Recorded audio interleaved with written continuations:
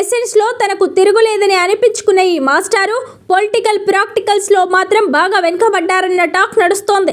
ప్రత్యక్ష రాజకీయాల్లో సత్తా చాటుదామని రంగంలోకి దిగినా సరైన వ్యూహరచన లేక బోల్తా పడుతున్నారన్న అభిప్రాయం పెరుగుతోంది పొలిటికల్ సర్కిల్స్ లో. అదే సమయంలో ఎమ్మెల్సీ అయి ఉండి కూడా సరైన వ్యూహాలు రూపొందించుకోలేకపోతున్నారా, లేక మాట ఇచ్చాం కదా అని బ్లైండ్ గా ముందుకు వేసి ఉన్న ఇమేజ్ డ్యామేజ్ చేసుకుంటున్నారా అనే డౌట్స్ సైతం వస్తున్నాయట.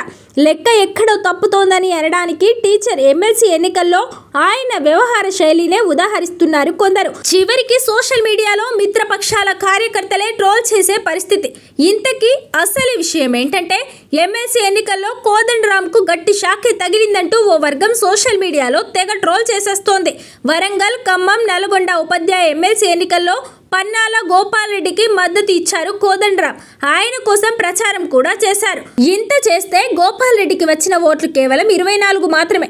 ప్రొఫెసర్ సాబ్ ఇక్కడే ఇరుకున పడ్డారని అంటున్నారు పరిశీలకులు. కోదండరాం మద్దతిచ్చినా స్వయంగా ఆయనే వచ్చి ఎన్నికల ప్రచారం చేసిన అభ్యర్థికి వచ్చిన ఓట్లు 24. అంటే కోదండరాం పరపతి, ఆయన బలం ఇంతేనని అనుకోవాలనా?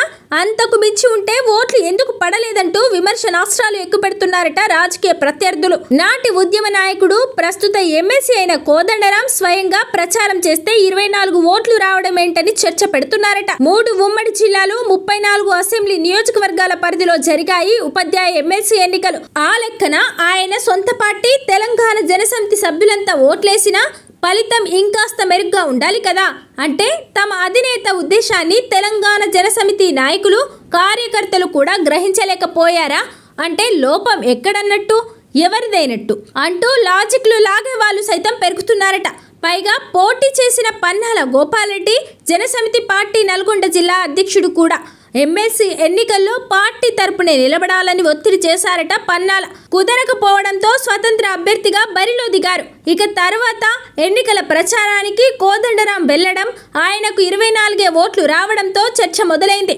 ఈ వ్యవహారం మీద కోదండరాం సైలెంట్ గా ఉన్నా అవతలి వాళ్ళు రచ్చ చేసేట్టు ఉన్నారన్నది ఇంకో వెర్షన్. ప్రస్తుత పరిస్థితిని చూస్తుంటే పన్నాల ఇండిపెండెంట్ గా కాకుండా డైరెక్ట్ గా కోదండరాం పార్టీ తరపున పోటీ చేసిన బలం అంతేనన్న చర్చ జరుగుతోందట. తమ పార్టీ నాయకుడన్న ఉద్దేశంతో స్వతంత్ర అభ్యర్థికి ఎమ్మెల్సీ ప్రచారం చేయడం, ఆయన చేసినా కనీసం 100 ఓట్లు కూడా రాలేదంటూ నెగిటివ్ ట్రోలింగ్ ఓ రేంజ్లో జరుగుతోందట సోషల్ మీడియాలో.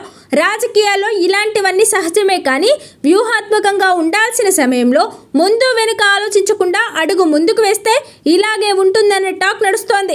ఇప్పుడంతా సోషల్ మీడియా యుగం. చిన్న తేడా వచ్చినా పీకి పాకాన పెట్టి రచ్చ రంబోలా చేస్తారు. ఇలాంటి విషయాలన్నింటినీ గ్రహించకుండా మాటిచ్చానంటే ఎలాగని అంటున్నారు పరిశీలకులు.